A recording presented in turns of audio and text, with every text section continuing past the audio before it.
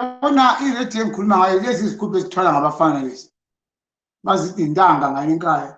Ngapha emalokishini bazisebenzisa ukuchaya isplash ingoma. So mina kuyinto lokungathi ngukhana lokuyiredio lokho. Mananzela ukuthi phambili la uyabona la kune USB ports la ongaplug khona i-flash drive. Njalo kulomsindo kuyinto lokho. So nxa i-educational material ya lama-radio lesson lana sesiwadownload safaka ku-stick siyawahloma la uyabona.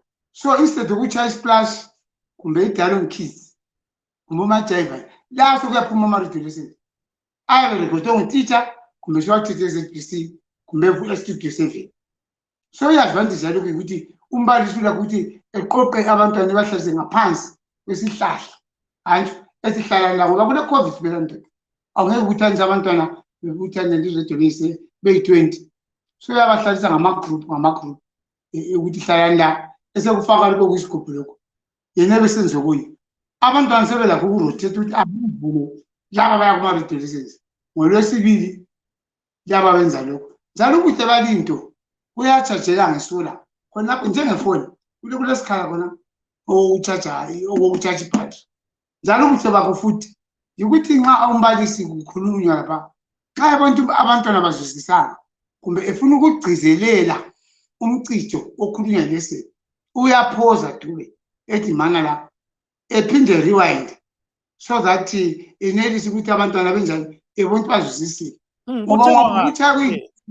Kuthengwa ngapho kwiredio lokho.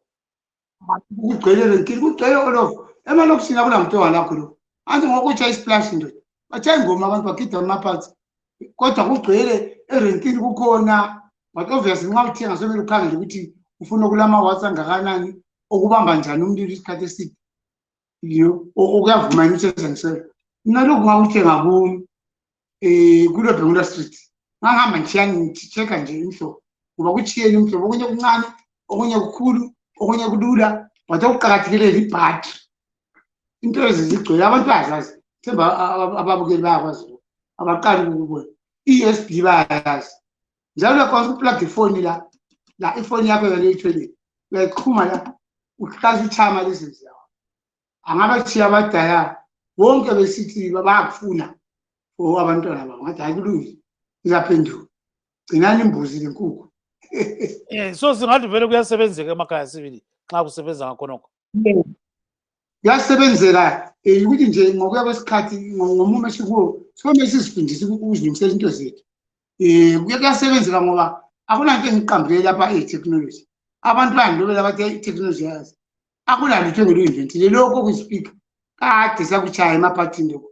Ama-USB sikopa ngawo amafayili, ama-memory card sigcinela wona ama-picture emchata, isolar panel iveli khulu ukurekhoda sirekhoda ngamafoni. So akulanto entsha. It's a question ukuthi nje kuhlalwe phansi kuplane ukuthi sifuna ukwenzani njani nobani ngathi njalo sikhathi bani. So kuyasebenzeka. Umntwana uyenelisa ukuhamba nje esikolo afike egxumeke i-USB yakhe i-drive abe sethatha ke abe sizegxuma khonapho. Manje abanye umdlali ngesithi khona yena sefuna ukuthengela wakhe okuyiredio lokho. Then sesithatha i-USB kumbalisi. Anti umbalisi uyela ama-lessons ku-computer. Umbalisi egqiba ama-lessons ka-grade 3 ku-USB. Umzali sefika ngikhaya iqhumela umntwana la sephanyeka lapha ephahleni lapha befake lapha phezu kwesitulo bephandle emthunzini umntwana selalile ngoba lokho kuyinto akuthuli phela. They are very very affordable and far much cheaper than ama-cellphone engangiwabonethulwa ngabantu. Phela abantu nxa zofika into zesikolo Dube bathi kuyadula kodwa nxa ufuka kuma-iPhone hayi kuchiphi ngaze sifuna ukuya ku-WhatsApp hayi kulula.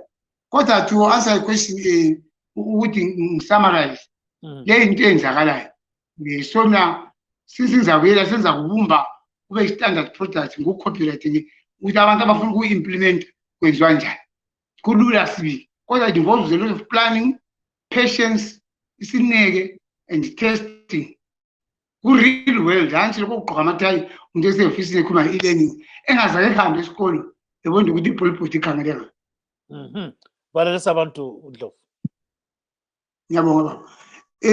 balaleli lababukeli hayi yilo lesithuba esilayo sokuthi sithuthukise isigaba abantwana befunde singacathi ngeCovid singacathi ngemali ukuthi akulamali into lesilazo ezindlini so ngiyabonga kakhulu Dube ukungipha ithuba sokuthi ngichasise uhlelo engilwenzayo njalo ngizaqhubeka ngisenza njalo ngiyabonga